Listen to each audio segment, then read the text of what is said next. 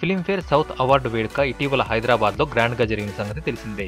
తెలుగు నుంచి జూనియర్ ఎన్టీఆర్ నాన్నకు ప్రేమతో చిత్రానికి గాను ఉత్తమ నటుడు అవార్డు దక్కించుకోగా, హీరోయిన్ సమంత ఆ చిత్రానికి గాను ఉత్తమ నటి అవార్డు దక్కించుకుంది.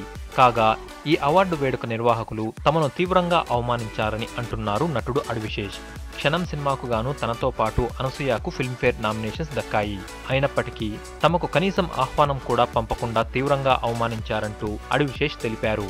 ఈ విషయాన్ని అడివిశేష్ వెల్లడిస్తూ ఫిల్మ్ఫేర్ నిర్వాహకులు ఇలా ఎందుకు చేశారో తెలియదు కానీ అవార్డు కార్యక్రమం ప్రారంభానికి గంట ముందు నాకు ఫోన్ చేసి క్షమాపణలు అడిగారని అడివిశేష్ తెలిపారు. అయితే అనసూయకు కనీసం ఫోన్ కూడా చేయలేదట. అయితే ఈ విషయాన్ని పెద్దగా పట్టించుకోకుండా తన పని తాను చేసుకుంటూ వెళ్లిపోయింది అనసూయ.